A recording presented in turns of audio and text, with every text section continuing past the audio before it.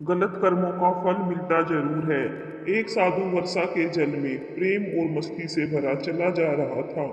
इस दौरान उसने एक मिठाई की दुकान को देखा, जहां एक कढ़ाई में गर्म दूध उबाला जा रहा था, तो मौसम के हिसाब से दूसरी कढ़ाई में गर्मा गर्म जलेबियां तैयार हो रही थी। साधु कुछ क्षणों के लिए वहां रुक गया। शायद भूख का एहसास हो रहा था या मौसम का असर था। साधु हलवाई की ओर बड़े गौर से देखने लगा। साधु कुछ खाना चाहता था, लेकिन जेब ही नहीं थी, तो पैसे भला कहाँ से होते।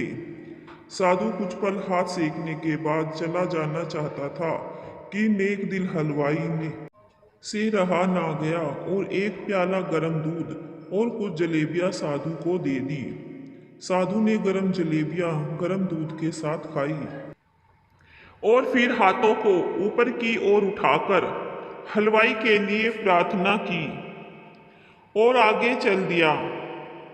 साधु बाबा का पेट भर चुका था। दुनिया के दुखों से बेपरवाह वो फिर एक नए जोश से बारिश के गंधले पानी के छींटे उड़ाता चला जा रहा था। वह इस बात से बेखबर था कि एक युवा नवविवाहिता जोड़ा भी वर्षा के जल से बचता बचाता उसके पीछे चला आ रहा है। एक बार इस मस्त साधु ने बारिश के गंदले पानी में जोर से लात मारी। बारिश का पानी उड़ता हुआ सीधा पीछे आने वाली युवती के कपड़ों को भिगो गया और उस औरत के कीमती कपड़े कीचड़ से लथपथ हो गए। उसके युवा पति से यह बात बर्दाश्त नहीं हुई, इसलिए वह आस्तीन चढ़ाकर आगे बढ़ा और साधु के कपड़े को पकड़कर खींचकर कहने लगा, अंधा है क्या? तुमको नजर नहीं आता? तेरी हरकत की वजह से मेरी पत्नी के कपड़े गीले हो गए हैं और कीचड़ से भर गई है। साधु हक्का बक्का सा खड़ा था, जबकि इस युवा को साधु का चुप रहना नाखुशगवार गुजर रहा था। महिला ने आगे बढ़कर युवा के हाथों से साधु को छुड़ाना भी चाहा, लेकिन युवा की आंखों से निकलती नफरत की चिंगारी देख वह भी पीछे खिसकने पर मजबूर हो गई। राह चलते राहगीर भी उदासीनता से यह सब दृश्य देख रहे थे, लेकिन युवा के गुस्से को देखकर किसी में हिम्मत नहीं हुई कि उसे रोक पाते। और आखिर जवानी के नशे में चूर इस युवक ने एक जोरदार थप्पड़ साधु के चेहरे पर जड़ दिया। बूढ़ा साधु थप्पड़ की ताब ना झेलता हुआ लड़खड़ाता हुआ कीचड़ में जा गिरा।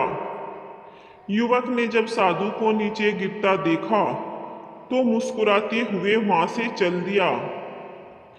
बूढ़े साधु ने आकाश की ओर देखा और उसके होठों से निकला, वाह मेरे भगवान, कभी गरम दूध जलेबियां और कभी गरम थप्पड़।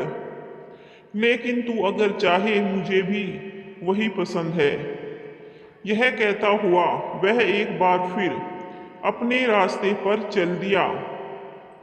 दूसरी ओर वह युवा जोड़ा अपनी मस्ती को समर्पित अपनी मंजिल की ओर अग्रसर हो गया। थोड़ी ही दूर चलने के बाद वे एक मकान के सामने पहुंचकर रुक गए। वे अपने घर पहुंच गए थे।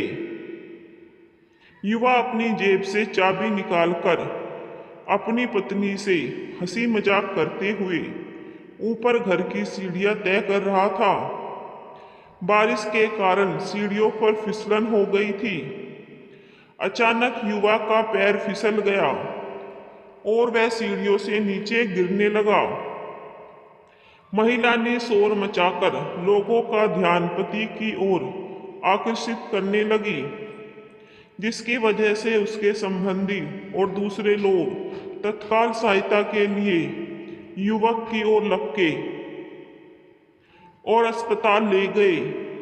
युवक का सिर फट गया था और कुछ ही देर में ज्यादा खून बहने लगा।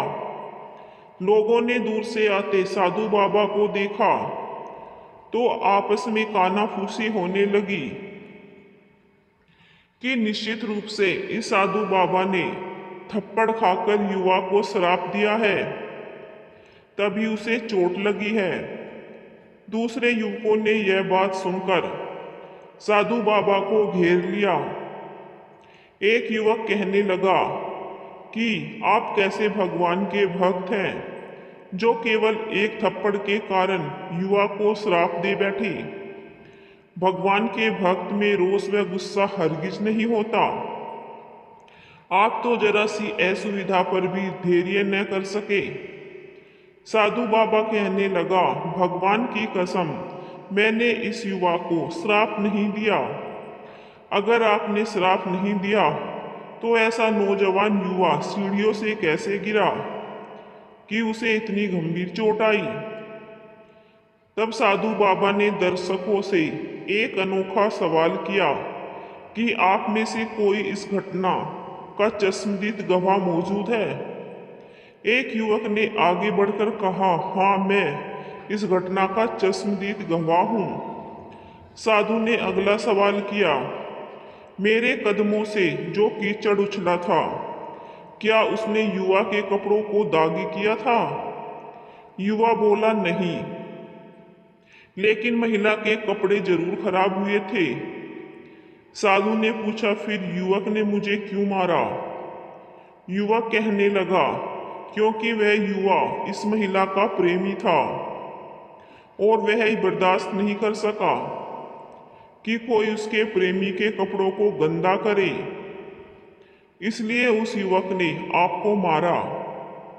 युवक की बात सुनकर साधु बाबा ने एक जोरदार ठाका बुलंद किया और यह कहता हुआ वहां से विदा हो गया, तो भगवान की कसम, मैंने श्राप कभी किसी को नहीं दिया, लेकिन कोई है जो मुझसे प्रेम रखता है। अगर उसका यार सहन नहीं कर सका तो मेरे यार प्रभु को कैसे बर्दाश्त होगा कि कोई मुझे मारे। मेरा यार इतना शक्तिशाली है कि दुनिया का बड़े से बड़ा राजा भी उसकी लाठी से डरता है।